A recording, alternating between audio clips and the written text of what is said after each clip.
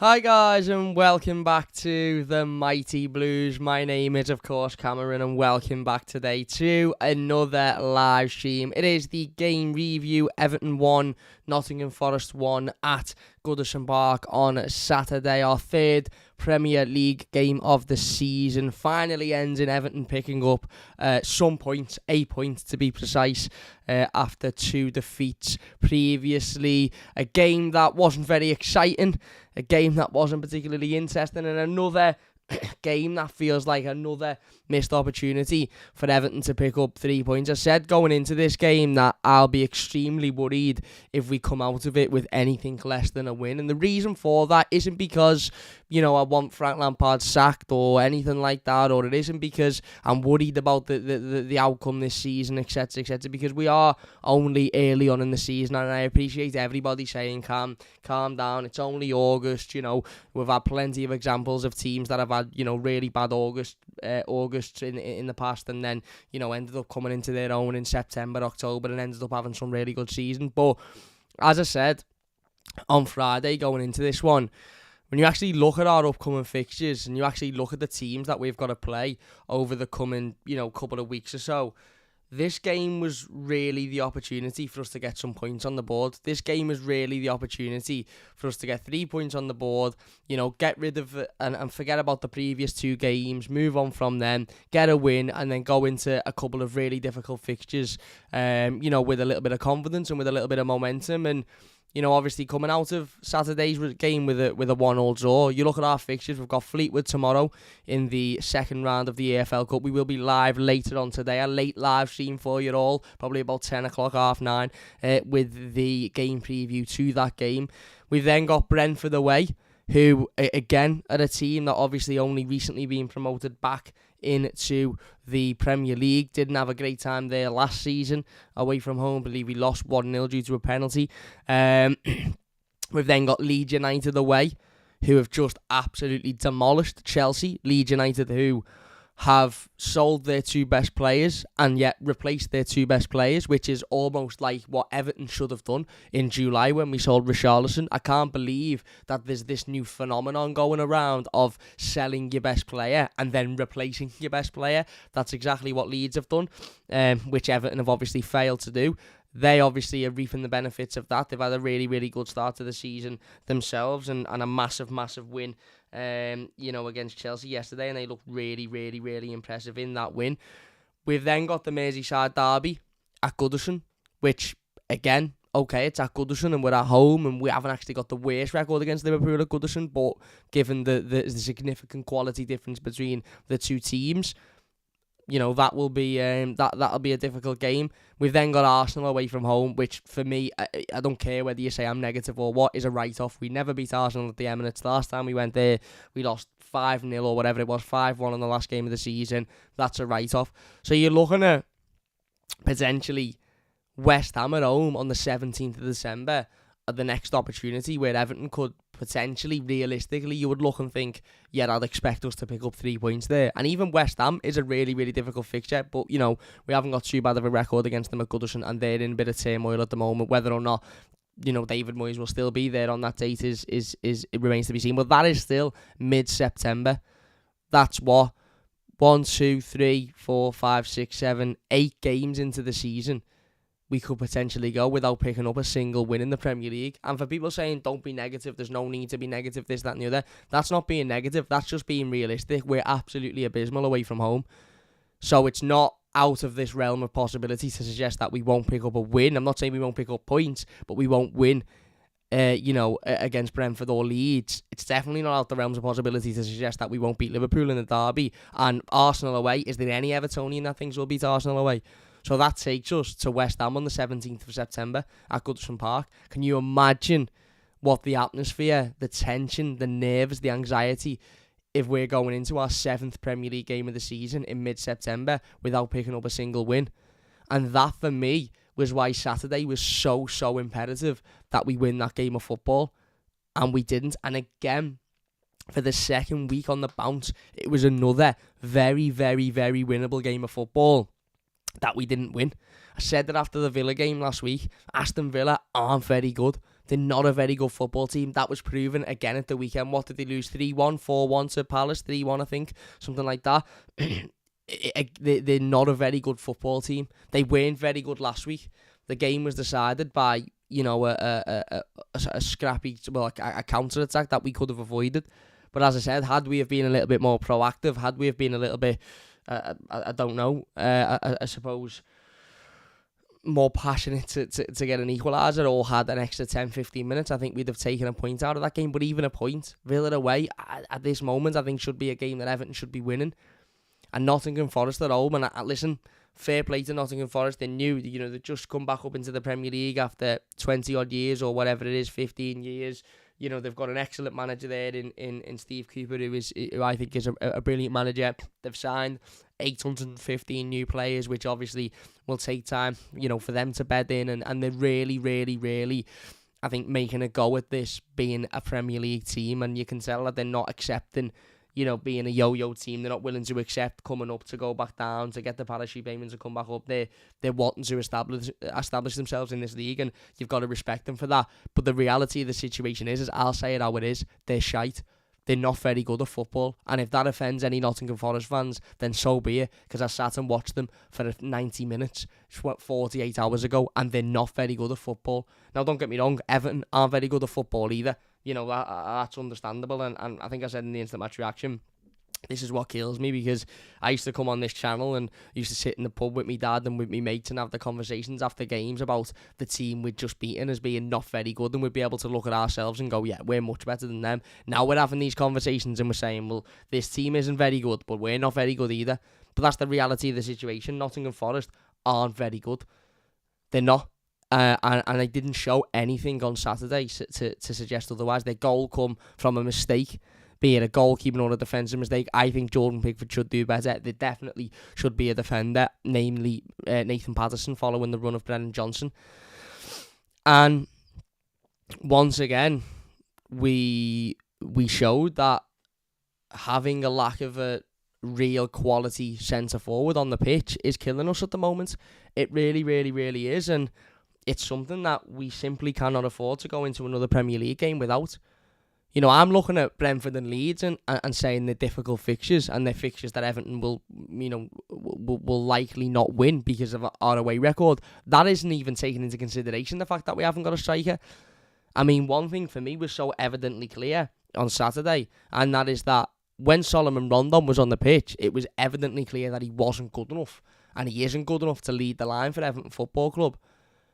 But when he was taken off, it was evident that we can't play without him on that pitch. And I know some people will say, oh, Cam, he was taken off because he was goosed or he was tired or this, that and the other. I'm not arguing the point as to why he was taken off. I'm arguing the point of that when Frank Lampard made those two substitutions, the game changed. He should never have taken Tom Davies off. In hindsight, I understand people wanted to see Amadou Onana, but we all know Amadou Onana is going to take a period of time to settle into the Premier League. We all know he's very, very raw. You could see within the opening 5 minutes, he nearly got himself sent off because he's raw. He wants a little bit too much time on the ball. He's going in for challenges that he's never going to get away with, etc. in this league.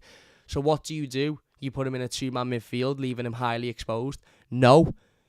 For me, at the moment, Amadou Onana has got to play in the midfield three. Put him next to Tom Davies and Alex Iwobi, and therefore he'll have much more cover. Tom, I think, was doing a really, really good job on Saturday, and as I said, you know, all of a sudden the comfort on the ball that we had and the little bit of composure that we had in that midfield went because Onana did come on and he was rash, and I'm not blaming him and I'm not sitting here writing him off and saying he's not going to be good enough. That all comes with a 21-year-old lad who's just moved to a new league and a new country and all of that sort of stuff. It all comes with it. We knew this was going to happen, but give him the support that he then needs. And leaving Tom Davies on, taking Solomon Rondon off and putting Dwight McNeil on as a striker. Dwight McNeil as a striker. I like Dwight McNeil. I said on the channel when we signed him. And I stick with my point. I think in the long run, he'll be a good signing for Everton. I really, really do. But he's not a centre forward. I think in the long run, Conor Cody will be a good sign for Everton. But if Frank Lampard brought him on up front at the weekend, I'd be fuming because he's not a centre forward. There's exact same situation with Dwight McNeil. He's not a centre forward. So why is he coming on as a centre forward? Listen, I like Frank. And I think we all should be getting behind the manager. I think we all should be getting behind a a new way of working at Everton Football Club.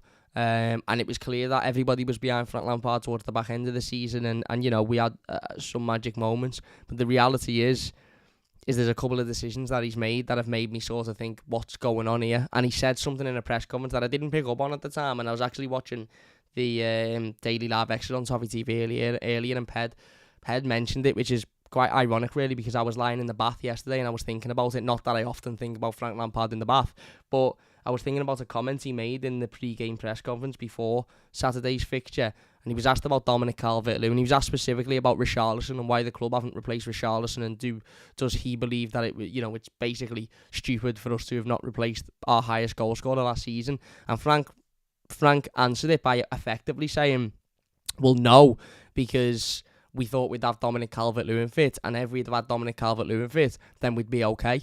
Which for me is absolute, utter fucking nonsense. It is utter fucking nonsense. Even if Dominic Calvert-Lewin had spent the entire season fit, we would not have been okay. And given the fact that we're talking about the same Dominic Calvert-Lewin, who I really, really like, by the way, and I'm not blaming his injuries on him, and I'm not sitting here saying it's his fault he's out, or it's his fault he's injured, or it's his fault he's not fit, etc. But this is the same Dominic Calvert-Lewin who scored 3 Premier League goals last season and spent 75-80% of the season out injured.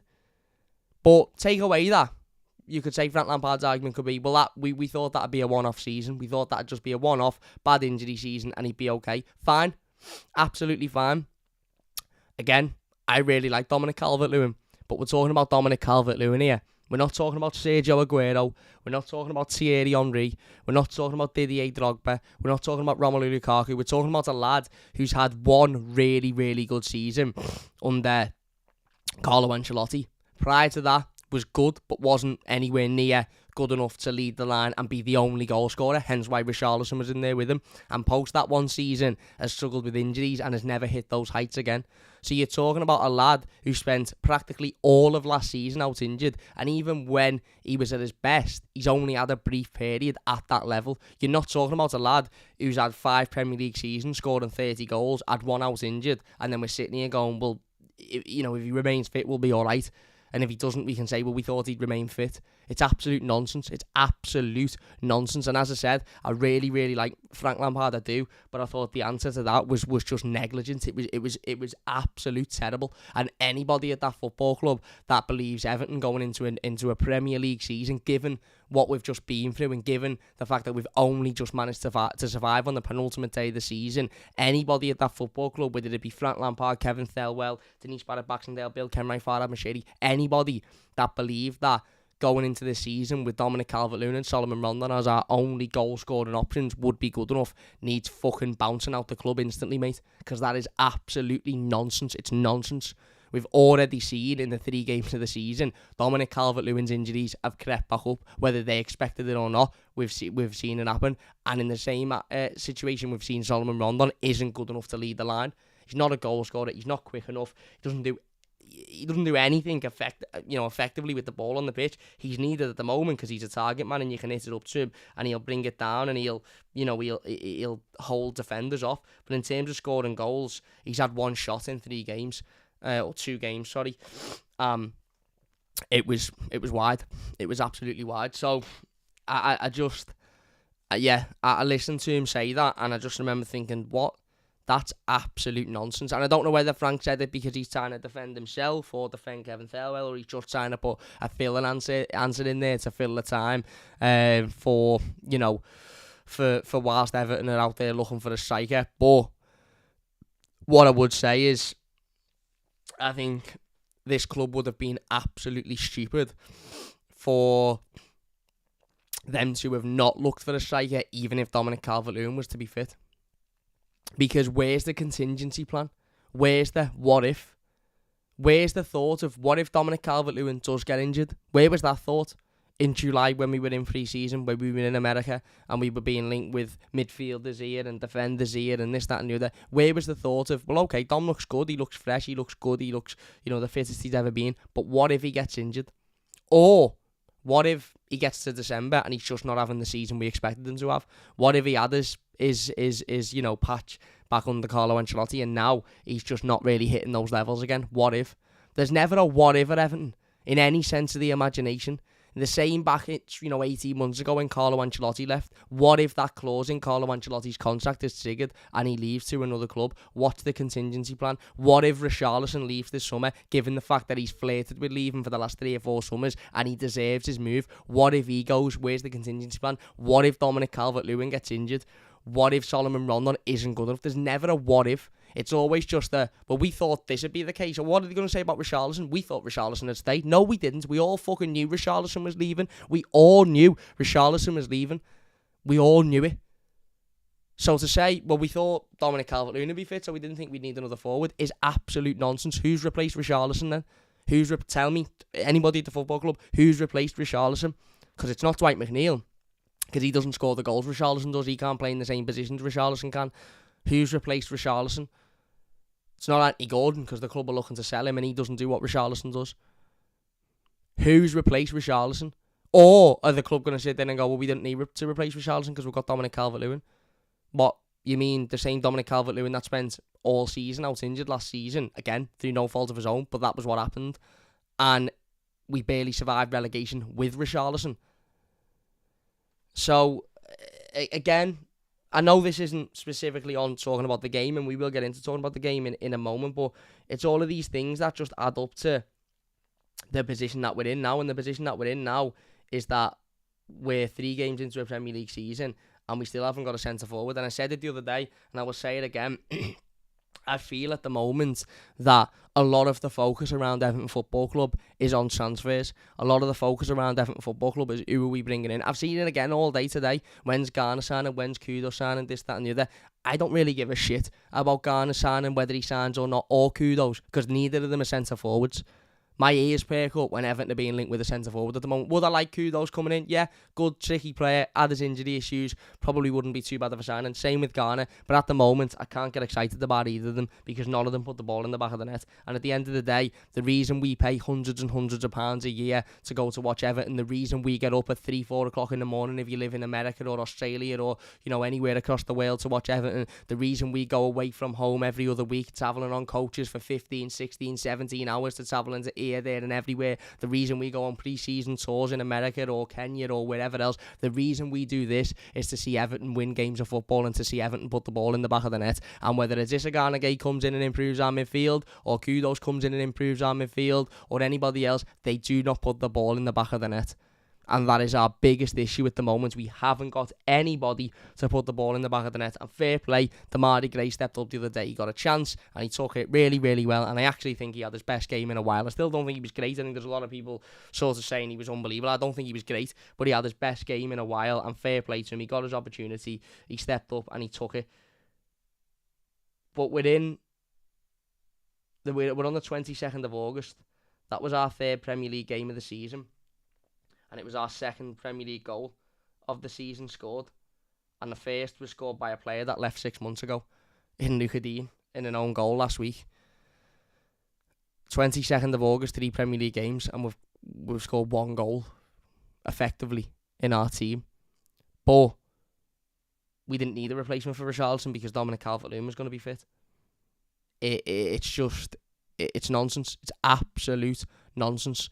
And that's my biggest worry at the moment. As I said, I look at those upcoming fixtures and I just think, where does our next win come out? But forget, it's really sad, It's really, really sad, it is. And I don't usually get emotional on these streams, and I try and keep my head and I try and keep me cool and I try and be constructive and look at things in a very constructive manner, positives, negatives, etc. And I will do that a little bit, we'll go into the game and we'll talk about it like that. But when you're sitting in the pub with your mates and you've gone from 5-6 years ago sitting there after games having a pint with your mates saying, can't wait till we win a cup, it'll be boss, we're just on the verge of fighting for Europe, we're on the verge of fighting for Europe, we're on the verge of this, we're on the verge of that, be boss when we win a trophy, won't it? Fast forward 5-6 years, I turned round to one of the lads in the pub the other day and said, imagine winning a game of footy. And I know that's very sort of, it's very sort of blasé, and obviously we'll win games of football this season, I get that, and obviously this has just been a poor start, this, that and the other, and we will win, obviously we'll win games of football this season. But it's just the fact that it's not even like I look at it and go, do you know what, we've had an unlucky start to the season, we've played a couple of decent teams, we've lost, but we'll be alright. I genuinely do look at it and think, where does our win come from? And not even that, strip it down even further. Where do our goals come from? Who's scoring? Because Demarai Gray had a good game the other day, and he scored a nice finish. He took it down, he was brilliant. But this is the same Demarai Gray who last season was brilliant until October and then was absolutely woeful for the rest of the season. This is the same Demarai Gray who was just being absolutely dreadful for the previous 2 games. And okay, you judge him on his last game and he's been brilliant, and hopefully that gives him a confidence boost, and that means he'll have a lot more confidence going into the next few games. Fine, but don't be surprised if Demarai Gray turns up next week against Brentford and is absolutely woeful again. So you can't hang your hat on Demarai Gray. You can't put all your faith in Demarai Gray being the goal scorer. So where do the goals come from? And yes, we may be being linked with strikers, and yes, it might be, well, we'll sign a striker, but why haven't we already? Why is the focus on transfers and not on football games? Why are we coming onto Twitter every day and talking about transfers and this and that? Are we signing Ghana? Are we signing? Why aren't we looking going, got 1 point out of 3 Premier League games here, and not even 1 point out of 3 Premier League games, 1 point where 2 of the games we should have won. Because there will be a lot, and I will promise you this, a lot of teams will beat Forest and Villa this season because the pair of them are shite. And typically at home, we haven't lost to Chelsea at Goodison for 8 years or something like that. And okay, it was tight and they lost, they won it to a penalty decision. But the reality is we still lost the game. And yeah, I just look at it and I'd be lying if I was to say I wasn't worried. And when you hear things from the manager saying, well, we thought we'd had Dominic Calvert-Lewin, so we'd have been all right. It makes it hard for me to look at the new, and I know people say get behind Lampard, get behind Kevin Thelwell, this is the manager we need, blah, blah, blah. I get all of that and I'm fully behind that. But when you hear comments like that, it can't just be me who finds it hard to do that, because that is almost saying to me, we don't know what we're doing, which is something that Everton Football Club, be it through a manager, be it through a director of football, be it through an owner, be it through a CEO, that sort of indirect, we don't know what we're doing, has gone through my mind countless amounts of times over the years with Everton Football Club. And when Frank Lampard said that the other day, the first thing I thought was, oof, that sounds like he hasn't got a fucking clue. Now, whether he was just saying it to cover his back or to give himself a bit more time while we go out with striker, he might be sitting there in reality thinking, yeah, you're fucking right, we needed a replacement for Richarlison, but the board fucked about, so I'm just going to have to say this. But if he genuinely believes that we'd have been okay with just Dominic Calvert-Lewin and we could have relied just on Dominic Calvert-Lewin, then that's a problem for me. That's a real big problem. But anyway, the game, we're 20 minutes in and we haven't even really mentioned the game, have we? Sorry, I just wanted to get that out because it's been getting at me recently, because again, as I said, it does all link into the game. It's not, I wasn't just ranting, it links into the fact that on Saturday we drew a game of football that we should have won. And a game of football that, had we have had a decent striker on the pitch, we would have won. And that's the most frustrating thing. Obviously, Frank lined up with a similar team, I think, to what everybody expected. Obviously, the same back line. Connor Cody making his Goodison Park debut for Everton. James Tarkowski in there. Mason Holgate in there, of course, with Mikalenko and Patterson as the fullbacks. We had Tom Davies in the midfield next to Iwobi, which again maybe surprised some people, but then I think within about 2 minutes of Amadou Onana's substitute appearance, I think we all realised why Tom Davies had started. And you know what, to be honest, I thought Tom was absolutely excellent. And that's not me writing Onana off, by the way. I said something the other day, I think I gave him a low score in the player ratings, and somebody said, oh, you're embarrassing writing him off already. No, I'm not writing him off, I just rate the game and how I see it, and I'm not going to give him a 10 because he's new, because he wasn't very good, so he got the rating that he got. But Tom Davies obviously was in there next to Iwobi, and then the front three was, I suppose, as expected, Gordon, Gray and Rondon. I don't think anybody expected anything other. Maybe Dwight McNeil in there for one of Gordon or Gray, but Solomon Rondon starting was absolutely imperative. Absolutely imperative, because as we know, those front three of Gray, Gordon and Dwight McNeil have been woeful in recent weeks. And I actually think Everton started really well. For 10 or 15 minutes we looked really bright. We were pushing them back, they couldn't get a hold of the ball. Anthony Gordon started like a house on fire. It did scream to me of a type of performance that was like, look at me. almost like he was trying too hard. Now, whether that was because he wants to make an impression on the Evertonians as a sense of, I actually do want to be here and I actually do want to play for this football club, or whether it was a case of, screaming to Chelsea, come and look at me, look at how much effort I bring, look at how much work rate I put in, look at how much, how determined I am to battle and to fight and this, that and the other. I don't know, but he started like an house on fire, running around, chasing everything, battling for everything, almost like he had a point to prove, which you could deem as a positive or a negative, I suppose. And as I said, for 10-15 minutes, I thought Everton were on top. I thought we were battling. Forest barely had a touch of the ball. Defensively as a unit, we looked good. We looked relatively solid. There was no issues, but there was that one massive, blaringly obvious elephant in the stadium, which was that we can't create chances. We can't score goals. Never mind scoring goals, we can't create chances to score goals. And they're the type of games that when you're so on top in the first 10 or 15 minutes, when you've got all of the ball, when you've got all of the possession, when you're putting so much pressure on the opposition, they're the types of games that a decent striker and a decent delivery. Now, look, we can sit here and have a go at Dwight McNeil all we like. Dwight McNeil hasn't been brought in to be a striker. So when we've actually got a striker in there that can score goals and is capable of scoring goals, Dwight McNeil will probably look a lot better. Demarai Gray and Anthony Gordon, different case, because I think their end product both needs to improve. Now, listen, Anthony Gordon probably won't even be here by the end of this week anyway. If I wouldn't be surprised if Chelsea don't. I'd be surprised, if Chelsea don't come in with another bid.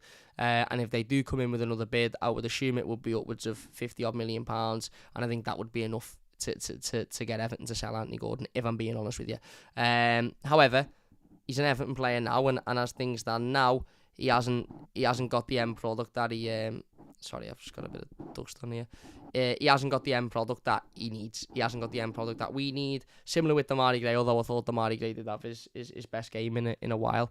But as I said, it's those 10-15 minute spells in games of football that when you've got a natural striker on the pitch that can score, and I know we had Rondon on the pitch, and listen, Rondon was, I think, effective whilst not being very effective, if that makes sense. And what I mean by that is he was effective for holding the ball up. He was effective for playing other people in terms of, holding defenders off and allowing other players to run in behind him. He was completely ineffective in being a striker who scores goals. He was completely ineffective at causing any sort of threat to the defensive line. And that was obvious in the opening 10 or 15 minutes. We were so on top. Forest had very little of the ball. Forest had very few opportunities. In fact, they had no opportunities. But for all of the possession that we had, for all of the control that we had, for all the pressure that we were putting on them, we weren't creating anything at all. We weren't creating anything. And as I said, they're the type of games that if you've got a striker on the pitch, whether it be Dominic Calvert-Lewin or whether it be somebody else, you might be 2-0 up within the opening 15 minutes, and all of a sudden the game's over. The game is completely over. Had Everton have had a striker on the pitch, created a couple of chances and gone 2-0 up within the opening 15 minutes, that game would have finished 3-4-4-0, maybe 3-4-1 to Everton. Forest would have completely folded, the Reds would have dropped, and it would have been game over. But because we hadn't had anybody on the pitch to do that, or to give that, or to bring that 10-15 minute spell just amounted to absolutely nothing. It was a bit of pressure. They soaked it up relatively well. They didn't have anything massive to deal with defensively. Everything they had to deal with, they dealt with.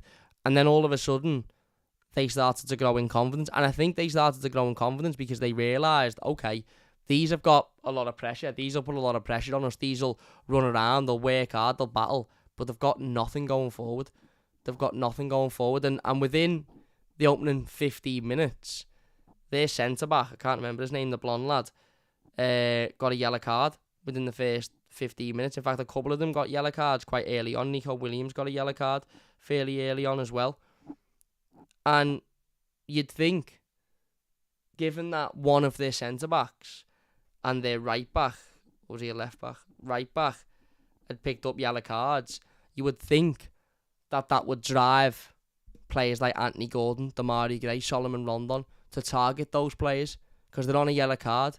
They're on a yellow card so early in that defensive line. Run at them, get at them, put a bit of pressure on them, put a bit of pace on them, force them to make decisions, run at that defender in the box, force them to make a decision. But we don't. It's like we see opposition players get cards And then we go, well, they're on a yellow card, so we'll avoid them because we don't really want them to have to make a decision and potentially get sent off.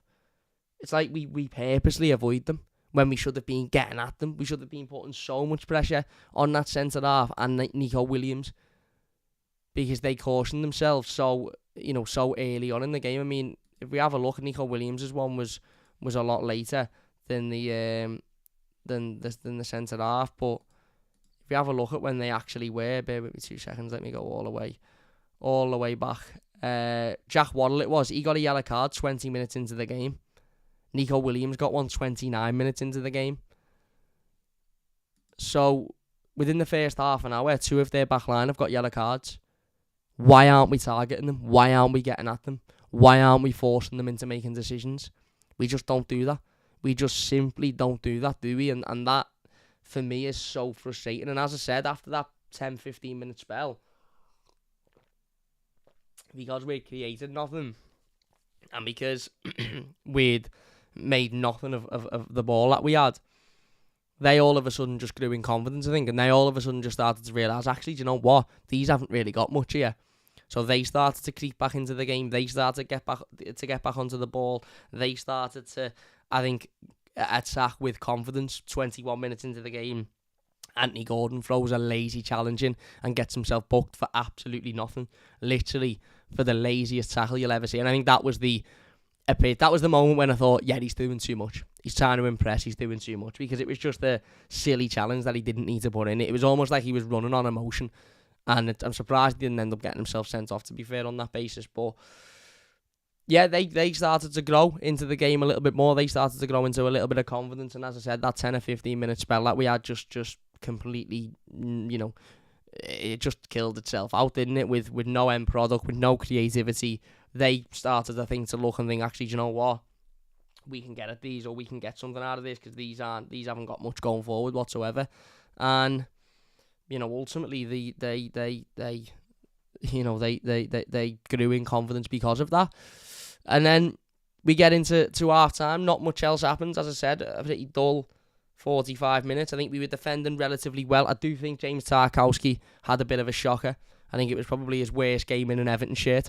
And that, for me, is where Frank Lampard got it wrong. We will get in the live comments in a moment, but Frank Lampard got it wrong for me with the substitutions. Because we go into half time and it's 0-0, and you're looking and you're thinking, this game is very much here to be taken. Okay, we are abysmal going forward. We're abysmal creating chances. We're abysmal taking opportunities. But they're absolutely shite as well. They've got absolutely nothing going forward themselves. So we very, very, very much can win this game of football with a good second half. And it changes with Frank's substitutions. We come out for half time, same team. Again, a relatively passive 10-15 minutes with not much happening. And that's when he makes the changes. He brings Onana on for Davis, and he brings Dwight McNeil on for Rondon. Wrong for me. Absolutely wrong. Now, some people have used the argument of, well, Rondon was practically crawling off the pitch, or Rondon was knackered, he was shattered. I don't think he was. I remember, there wasn't a moment where I looked at Rondon and thought he's any more tired than what he usually looks. We're talking about a fella who, within the opening 30 seconds of the game, made a run at the goalkeeper to put a bit of pressure on him and looked fucked then as well. So I don't think any Evertonian could have looked at Rondon at one certain point, in that second half and gone, oh, he looks really, really tired here, any more tired than what he usually looks within the opening 5 minutes of a game. And the reality is, he's our only striker at the moment. So unless he's crying and crawling off that pitch, asking to be taken off, if he isn't asking to be taken off, he shouldn't be brought off. Because it's not like he's got all the pace in the world and then he slowed down massively and you could see there was something wrong with him. He was as slow as he usually is, but he was effective with big balls getting lumped up to up front. And look, maybe that's to come off. Maybe he was saying, I need to come off, I'm shattered. Maybe Frank Lampard was looking at tomorrow's game against Fleetwood with an eye. I don't know, but the reality is, if he wasn't being asked to come off, if he wasn't asking to come off, he should have stayed on the pitch. But the second, I think, decision Frank Lampard made, which was wrong, was replacing Tom Davies with Amadou Onana. Now, listen, hindsight's a wonderful thing, and when Onana was getting changed to come on, I was excited, We're going to see him. He looked impressive against Villa. Okay, made a little bit of a mistake, but he looked impressive against Villa. You know, he created the goal, and had he have had an extra 10-15 minutes, he might have even done more. But I do remember thinking, oh, you're bringing Tom Davies off here, who at that time, along with Iwobi, were our best players. The midfield was somewhere where I wasn't worried about. Defensively, I was a little bit worried because, as I said, Tarkowski was making mistakes. He was giving them chances. He was, he was really, really, shaky and ropey on the ball, which is unusual, but he was. I was worried about going forward because we've got fuck all. But the midfield, I wasn't worried about because I remember thinking, yeah, do you know what? They're all right. Davies is all right. Iwobi's all right. Now, this is where I take issue with Frank tactically. We were playing Nottingham Forest at home. We're 60 minutes in. They've had absolutely nothing in the game. They're not really giving anything to the game. They're not very good. We're not very good. Why not take James Tarkowski off, who was having a difficult afternoon and was struggling, and go with a 4 at the back, which I think would have benefited Everton anyway, because what I think Saturday showed very clearly was that Vitaly Mykolenko isn't a full-back. And to be honest, I'm not really sure Nathan Patterson's not a full-back, wing-back. And to be honest, I'm not really sure Nathan Patterson's a wing-back either. So why not take Tarkowski off? Or Cody, whichever you want, but I'd have took Tarkowski off because I thought he was having a ropey game. Leave the 4 in midfield, and then stick Onana in next to Davies and Iwobi. Have Davies sitting, have Onana being that dominant midfield presence that bounces off people, and that if he makes a mistake on the ball, it doesn't matter because you've got Davies behind him to cover it up, and then have Iwobi doing his usual running round, picking everything up. Why not go with a 4-3-3? And then, listen, if Rondon's on his arse, then you take him off and you do what you've got to do. You put, again, we didn't have many options there. You put Gray up front and McNeil on the wing, whatever. But at least you've got an extra man in midfield to provide. At least it gives us that, as fans, it gives us that indication of, okay, we're going for this game here. Because taking Davies off, who for me had a really, really good game, was really solid and was sort of a figure in that midfield, whilst Iwobi was running around doing his hard work. Davies was the sort of constant figure sat in front of the defence.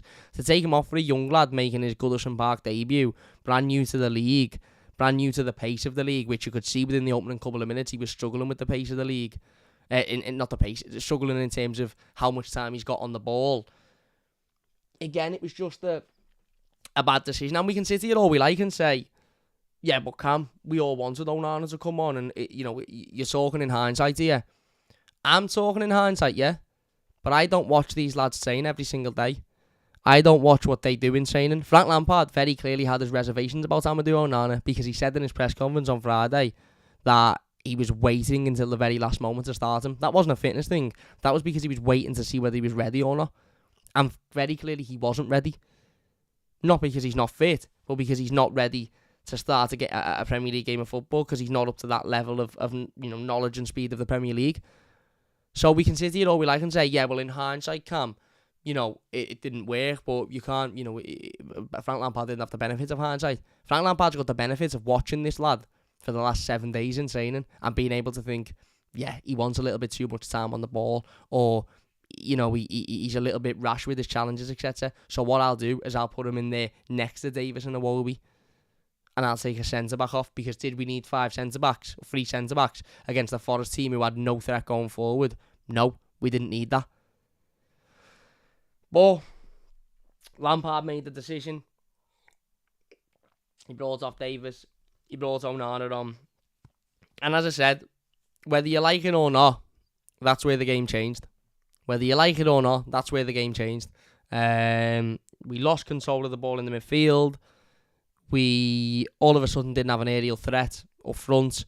And Nottingham Forest, I think at that point, as soon as Onana come on and made the challenge and got himself booked, which I don't particularly blame him for, because I blame him for wanting too much time on the ball, but as I said, that's something that he will learn over time that you cannot have in the Premier League. I don't really blame him for the tackle. I think he sort of fell over his feet and then started to kick the Forest forward, which was quite funny. But he got a card, and as soon as he got a yellow card, and then a minute later he put in another challenge that, on another day, given the level of officiating in this country, would have had him sent off. His game was just nullified straight away.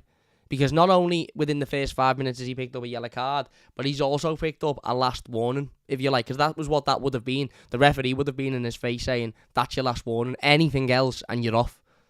And that was the last thing we needed. So that was when he settled down a little bit, which ironically, I think it helped him because he settled down and he started to realise, okay, I'm just going to do the basics. I'm just going to get it and I'm going to go. I'm going to get it. I'm going to give it.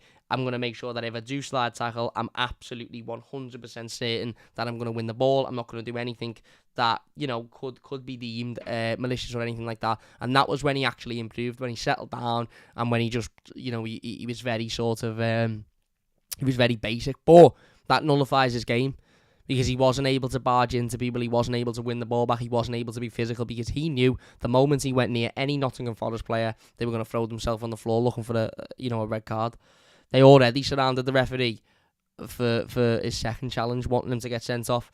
And as I said, I just think that could have been avoided if you'd have still had Tom Davies there and you'd have played him in a midfield three. Listen, I said the other week, the 5 at the back is clearly what Frank Lampard wants to go with. Do I agree with it? No, because I don't think Everton can play 5 at the back. But I appreciate that he's recruiting defenders that can play in a 5 at the back and to ultimately make us better. At the end of the day, we're not playing a 5 at the back with the same players we were playing a 5 at the back with last year. So we're ultimately better for that because you've got Connor Cody, who is one of the best centre-halves in the country at doing that, and James Tarkowski can do it relatively well as well, albeit he had a shaky game the other day. I don't think the full-backs are good enough going forward to play a 5 at the back, certainly not for Tali Mikalenko. But also, if we are going to play a 5 at the back, a 3 at the back, whatever you want to call it, I just don't think we can afford to play with 2 in midfield. I don't think in any sense of the imagination, Everton Football Club at this current moment in our current state, with the current state of the squad, can play with 2 midfielders. I really, really don't. I think no matter what formation we play, whether it's 5 at the back, whether it's 3 at the back, whether it's 83 at the back, whatever that formation is, I think we need to have 3 midfielders in there. And you can do it, because you can have 3 midfielders in there, and then you can have, you can have 2 forwards in there and just take your wingers out, which we might have to do anyway, because Anthony Gordon might be an Everton player in the coming weeks. Although I think, Tamari Gray was good the other day. He's genuinely been massively inconsistent recently. But that obviously would mean Everton buying 2 centre-forwards, because Rondon wouldn't be able to be one of them.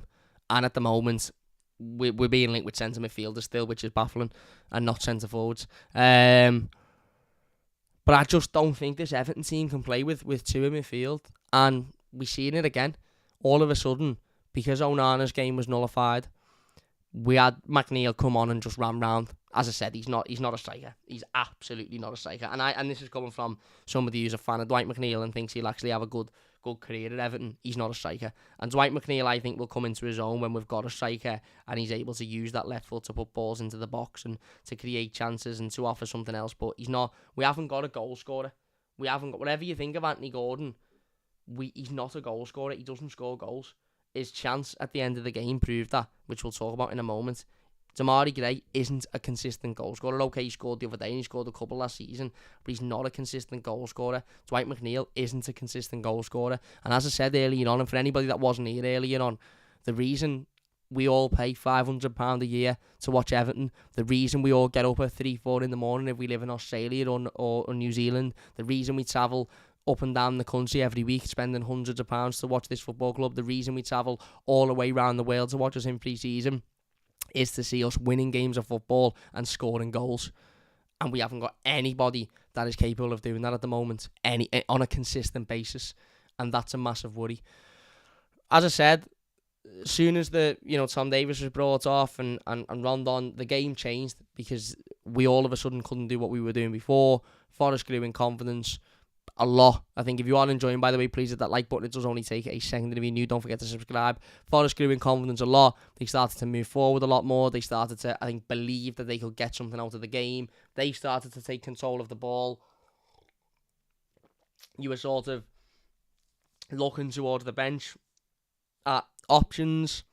Obviously, you had Dele Alli there, who was doing keep-ups on the side of the pitch. He was never going to come on. Let's be honest, he was never going to come on. And then they get their goal, 10 minutes to go. a relatively tame shot is hit at Jordan Pickford. I haven't seen it again, to be honest. I haven't seen the replay, but he saves it. I think he palms it far too comfortably back into the area. And Brennan Johnson runs onto it, completely unmarked by Nathan Patterson or anybody else, and puts it away and makes it 1-0. And I was just sitting there with my head in my hands thinking, we're going to lose 3 on the bounce here. But not only losing 3 on the bounce, we're going to lose 2 games on the bounce to teams that we should be beating, given the fact that we've now got 4 games where I don't see us winning. And again, every opportunity that Nottingham Forest had on Saturday, including that one that led to a goal, was through a mistake of our own. They didn't carve us open once with unbelievable play or unbelievable movement. Every single chance they had was through a mistake of our own. And that was another one. And I just remember thinking, how do we get anything out of this game? How do we get anything? And it turned out that we were to get something out of the game through, you know, an 85th, 88th, whatever it was, 88th was it? Minute equalizer. Unbelievable ball up by Jordan Pickford. His distribution hadn't been great up until that point.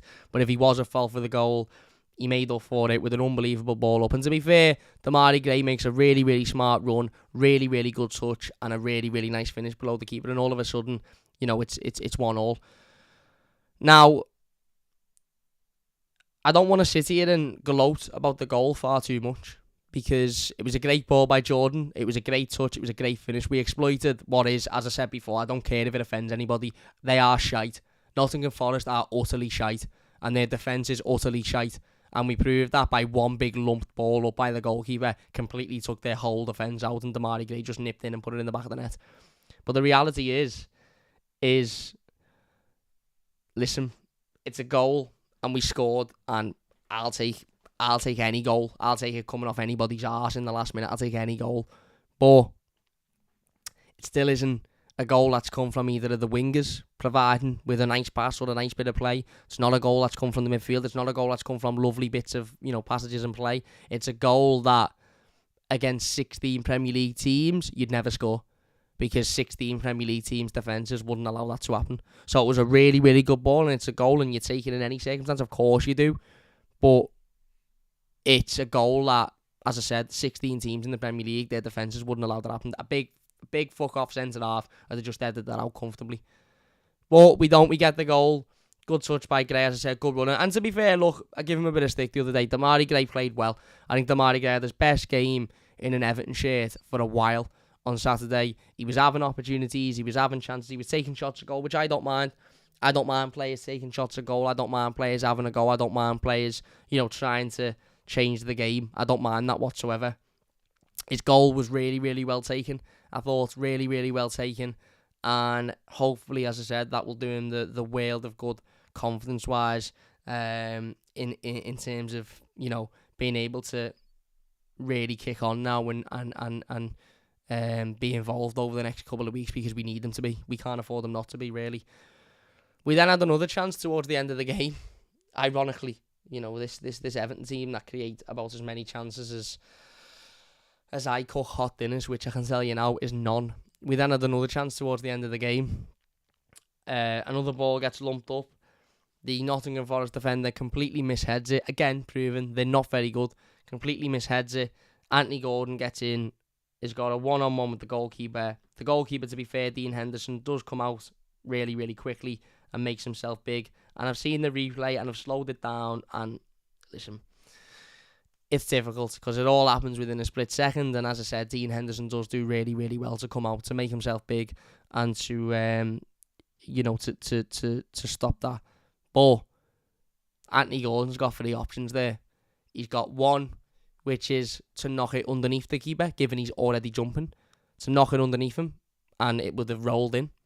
He's got another one to knock it around him and run into him and get a penalty, because it would have been a penalty, because that's how the rules work. If he'd have knocked it around him and ran into him, he'd have won a penalty, or knock it around him and then run around him, given he was jumping, and he's not going to be able to turn and run while he's jumping. Or go for a lob that'd make it look unbelievable on telly, and it'd make Chelsea sit there and go and sign that lad now. Now, look. I'm not saying his decision was influenced by any potential transfer or anything like that. He just made the wrong decision. And that's the problem with Anthony Gordon, is that far too often in those key moments, he makes the wrong decision. And I like him. And if he stays at Everton, I'll be made up.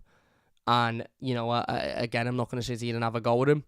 But that, for me, is the issue with Anthony Gordon. He's got all the heart, he's got all the passion, he's got a nice drop of the shoulder, he's got quick pace, he's got that worry that settles into defenders as to think we don't really know what this kid can do. But what he hasn't got is a decent final ball and a decent decision-making brain. And we showed that again, with what was one of the last kicks of the game on Saturday.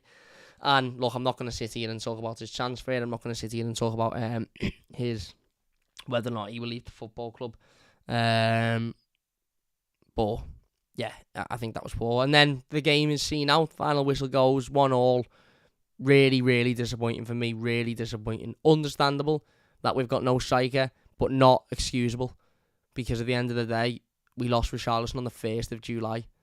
I think that's something like 83 days ago, something like that. And that's not 83 days ago, is it? 49 days ago, something like that. I don't know. A while ago. And apparently, we had Dominic Calvert-Lewin, so we didn't need to replace Richarlison. And that's why we're in a position now where we couldn't hit our undies with a fart at the moment. And that's extremely worrying, given the fact we're 3 Premier League games into the season. And for anybody saying, but we're only 3 Premier League games into the season, Cam, don't worry, it's this, it's that, it's the other. I remember when people sat here and said to me in December last year, Cam, don't be silly, lad, we've got 18 games to go, we'll be sound. I also remember crying my eyes out on the pitch at Goodison on the penultimate day of the season when we just survived relegation, even though we had 18 games left and we were always going to be alright. So that's why I'm worried. But the game ended in a draw. We got a point. Positives, I suppose, with Damari Gray having a better game than what he typically has, as well as him getting that goal, which will obviously give him a lot of confidence. I suppose Tom Davis, his performance was positive because he was very good. Iwobi again was unbelievable. Iwobi was absolutely unbelievable again, which obviously is a massive positive.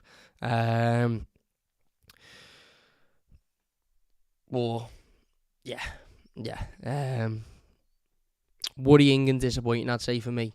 And look, we play Fleetwood tomorrow. As I said before, we'll be back with the game preview to that Fleetwood game a little bit later on. We're going to do a night stream for that, so look out for that one in the Carabao Cup. Whether or not the manager will change the team completely, I'm sure he'll make a lot of changes. I'm sure Vinagre will play. I'm sure Onana will start. I'm sure you might even see some of the young lads start. I don't know, but the reality is if we haven't got a striker in by the weekend, then it is negligence at this point. It's massively negligence. And as I said, I'm behind Frank Lampard. I like Frank Lampard. I agree with him. I give him the benefit of the doubt. But coming out and saying we thought we'd be sweet because we had Dom is a worry for me. That's a worry. That's a real, real, real big red flag, if I'm being honest with you. But look, we do this one. We pick ourselves up. We move. Hopefully we can win tomorrow. We should win tomorrow, because obviously we're against a lower league team. And if we do win tomorrow, hopefully that'll give the team a little bit of confidence, a little bit of momentum to go on. And look, don't get me wrong, Brentford is a winnable game. I'm not sitting here saying we've got no chance against Brentford. We've got no chance against Leeds. They're 2 winnable games. But they're away from home, which instantly is a big, that'll be tough. But also, they're 2 relatively decent teams. Teams that work hard, teams that battle, teams that fight. And I mean, I watched Leeds against Chelsea yesterday, and it wasn't even the fact they won 3-0. It wasn't even the fact they goals. It wasn't even the fact they new signings. I watched them, and their press is terrifying. Their press is absolutely terrifying.